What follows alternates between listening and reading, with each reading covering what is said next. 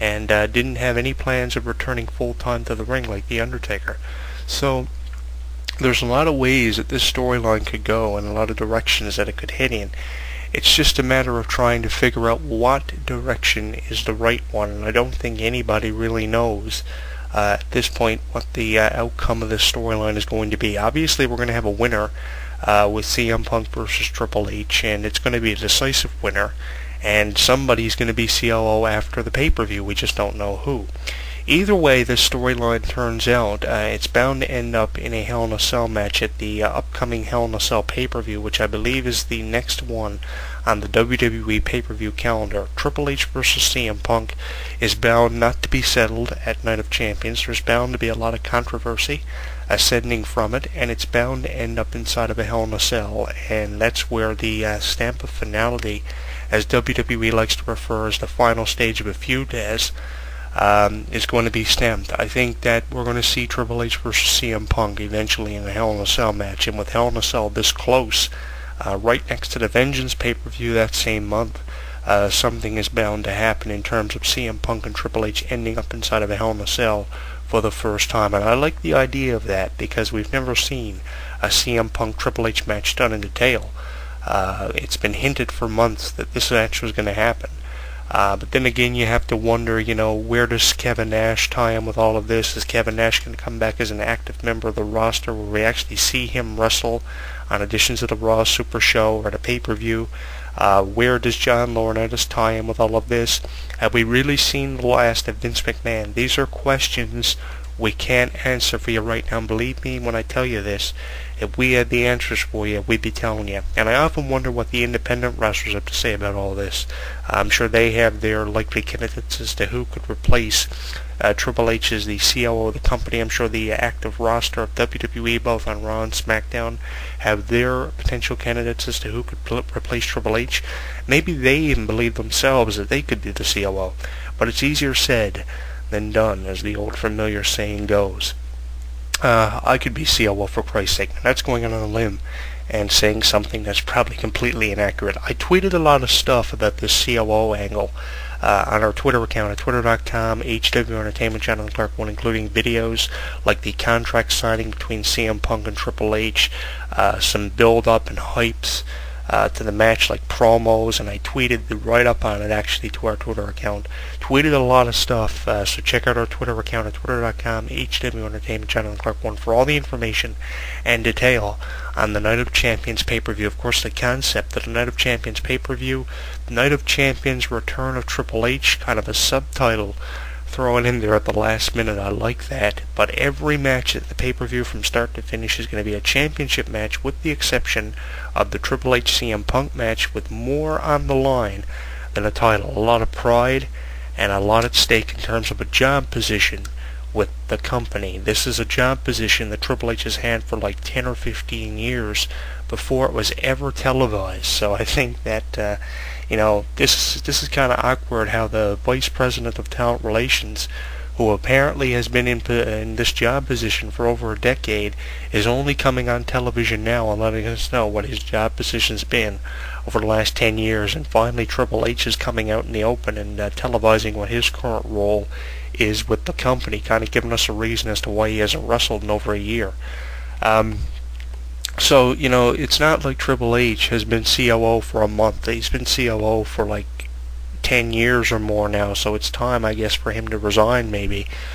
So if CM Punk does beat him, we can't say that he had a 1 month reign as the COO of the company, which is something that probably a lot of fans are going to end up saying, oh, he was only COO for a month, when really behind closed doors he was COO for 10 years, just as John Laurinaitis was the Senior Vice President of Talent Relations, the guy who hires and fires people. That's his responsibility. And if I had $1 for every time somebody came on this show and talked down about John Laurinaitis, I'd be a rich man. If I were to play back all the audio clips of bashing on John Laurinaitis here, out of the 875 shows we've done, we'd be here all day, and you wouldn't believe the amount of people who have a lot of hatred built up inside of them for someone like John Laurinaitis. But that's the reason he's there and the role that he's in right now, because so many people hate him. So many people have been a victim of that phone call that they received from John Laurinaitis that tells them that their services are no longer required with WWE, and they're told to go home. After serving 5, 6, some people serve 10 years. It's like doing time in jail. Once you do your time and they feel as if you're no longer needed, they send you home. He's the guy that basically does Vince McMahon's dirty work. And as I said, so many people have been victimized by that unfortunate phone call. Some are left devastated over it. Some people love the idea that they're released. Like C.W. Anderson told me, I got the opportunity now to go home and play my Xbox for the first time since I got hired by WWE. So, he was really thrilled over it, and he was not the only one who was thrilled over it. A lot of people love working on the independents, and that's the thing. I mean, it's not all about working with WWE. Sometimes people live, breathe, and die for something like the independents, and that's something that needs to be taken into consideration. But I think that, it's kind of cool how this whole storyline is finally being televised after being kept under wraps for years and years and years. And it just gives us an update on what Triple H has been up to since, retiring from wrestling, basically. People like Triple H and The Undertaker are still considered members of the active roster, but, according to reports and different things like that, and according to my own assumptions, I like to refer to Triple H and The Undertaker as people who come in probably once or twice a year, give us this fantastic main event, and I like to consider them both retired wrestlers and active wrestlers when needed. So, I guess this is one of these times when something like Triple H returning to the ring is somewhat needed because of the lack of star power.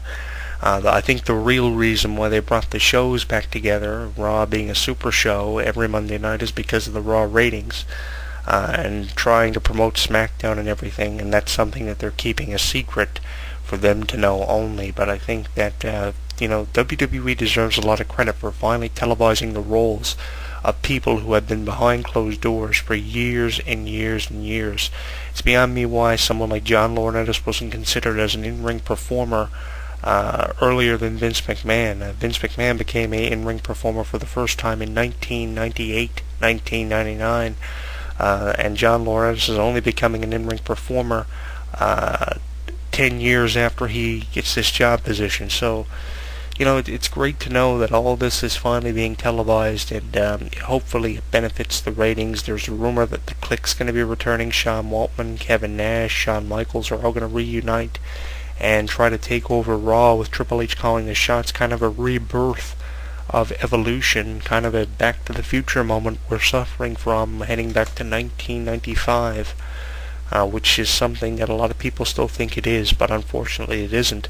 Fast forward maybe 17 years in the future, and we're here with champions that aren't cared about, storylines that are happening that are putting us to sleep.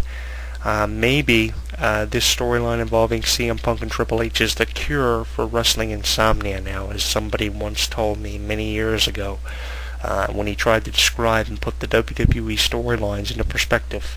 Maybe this is the cure for wrestling insomnia, but we're looking for your opinion on this whole CM Punk Triple H thing, and how you contribute your opinion is by finding us on Facebook, YouTube, MySpace, and Twitter. We got the 4 of them up there for you: myspace.com/HEW Entertainment Radio, Facebook.com Jonathan Clarke, Twitter.com Jonathan Clarke1 HEW Entertainment, YouTube.com Jonathan Clarke 22. You can also send us an email at hewwrestling@hotmail.com. Just giving you an update on statistics for our Twitter account, our Facebook, our MySpace, our YouTube, and how they're doing in terms of traffic. We have over 600 friends on our Facebook page. We have over thousands of views on our YouTube channel. We have over 250 people we're following for you on Twitter, and we have over 3,000 fans on MySpace. That is absolutely unprecedented and unbelievable. We invite you to take part in interactive live chats that are happening, powered by parachat.com. We had a chat room up there for virtually everything from Raw to SmackDown to NXT to TNA to all the major pay-per-views. They're powered by parachat.com. The benefits of these power chats are unreal. So make sure you check it out. All you got to do is use your Java, plug in, use a username, and discuss some of the topics we're debating for you from week to week in our radio forum. These shows are all archived in our radio forum for you once they're completed and produced. So make sure you check it out, and if you download it, leave your opinion in our radio form by signing up for our radio form. It takes about a minute and a half to do that. And if you haven't been following us on Twitter or don't even have a Twitter account, I encourage you to head over to twitter.com and sign up for a Twitter account. It takes about 60 seconds or less to sign up for one. Once you do that, you can head over to our Twitter account at HEW Entertainment Channel Clarke 1 and send us a following request. Once you're following HEW Entertainment, you'll get status updates sent to your wall concerning our website and what's happening with our coverage of major events, stories, upcoming radio shows, exclusive photos, videos. Everything will come your way in one shot once you're following us, and we're following over 250 people for you right now. And we'll also follow you in response to your follow requests. So if you follow us, we'll do the same with you, and we'll follow your status updates too. So we'll be friendly with you if you're friendly with us, and help promote our website and maintain its #1 position as one of the internet's #1 professional wrestling news websites, and that's for good reason. So until I talk to you again, I'm your host, Jonathan Clarke, saying thank you so much for taking the time out of your day. As always, it's appreciated, for listening to HEW Entertainment Variety Radio, taking a look at some of the potential candidates to replace Triple H as the acting COO of the WWE, and there are a lot of them.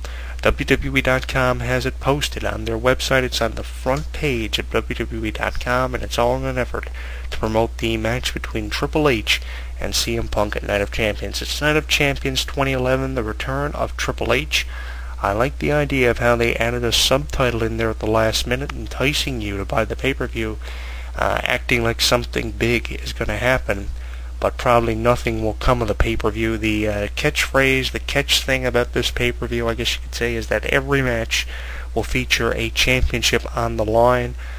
This probably would have meant something back in 1985, but I think that WCW's Clash of Champions has been replaced by this pay-per-view, but I think that it's going to be great nonetheless. Check your local cable and satellite providers in your area to find out how to order Night of Champions, and you can also head to WWE.com to find out additional information on purchasing Night of Champions. You can also see Night of Champions free of charge. WWE.com are offering the opportunity for one lucky fan to see Night of Champions free of charge on WWE.